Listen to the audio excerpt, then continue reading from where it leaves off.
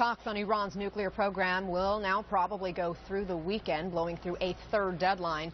This is the word from Iran's foreign minister, who you see there on the balcony in Vienna. And when reporters asked him this morning if the negotiators would still be there on Monday, he yelled, "I hope not."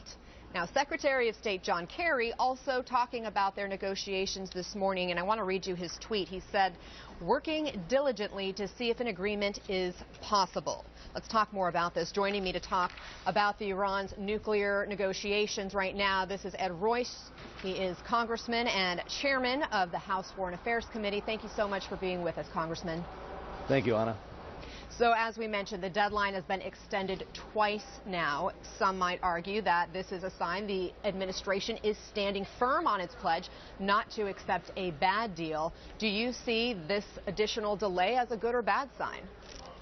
Well, the key point here is not the delay. The key point is holding to the position that we're able to inspect those military bases and really have international inspectors have the ability to go anywhere, anytime. And that's one of the big differences of opinion, with the Ayatollah saying no, no access to where they've done the testing in the past. And this is a big point of contention. And the other big point is that the Iranians are demanding the lifting of all the sanctions up front, while simultaneously now rearming Hezbollah and Hamas with new missiles. And this has created a bit of consternation as well.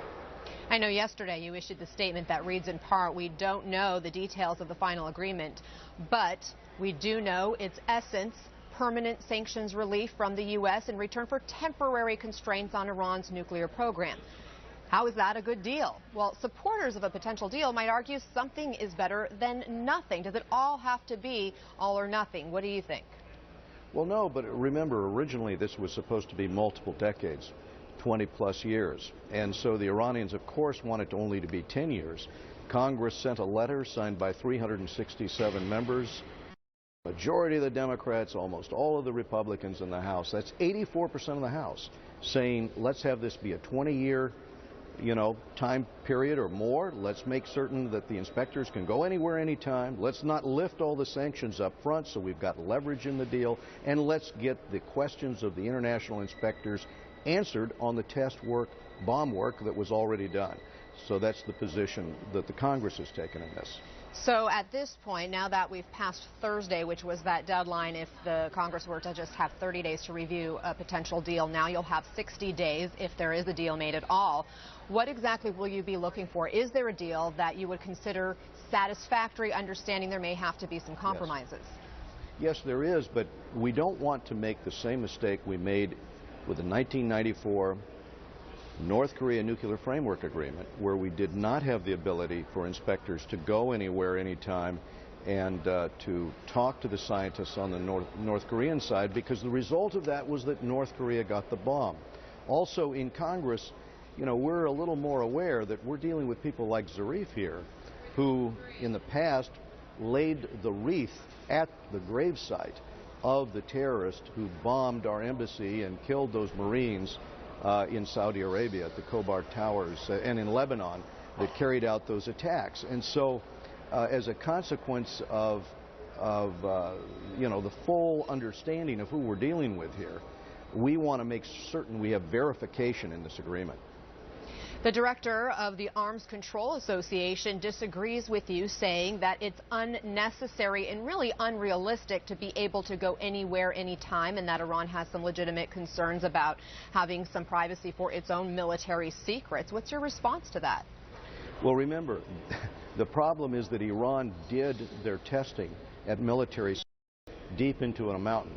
And so if we do not have the ability to go onto the very military sites like Parchin, where they did the testing and where we now know there's 1,000 pages of documents, which the IAEA does have, that shows the testing that they did do. If we can't follow up on that, then they could cheat on the agreement in the same way the North Koreans cheated on the agreement. So in that situation, the agreement would be worth no more than what it's written on. And that's why it is so important that we have this ability to go into these sites for the international inspectors, from our perspective. Secretary Kerry has said they will walk away at some point if there is not some kind of compromise, if there's not progress being made. When is it time to walk away, and then what?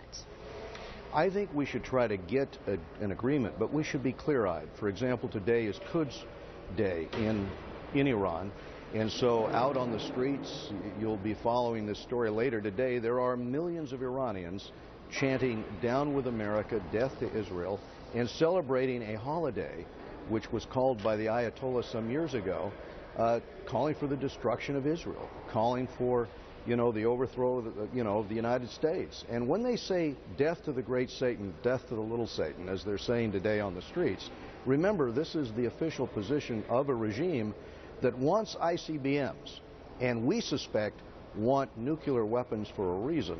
And so this is why it's important we get an intrusive inspections regime in place where we can actually verify what they are or are not doing in terms of their testing. I hope a deal does come to fruition. Congressman Ed Royce, thank you so much for your time today. Good luck as we move forward on this important issue.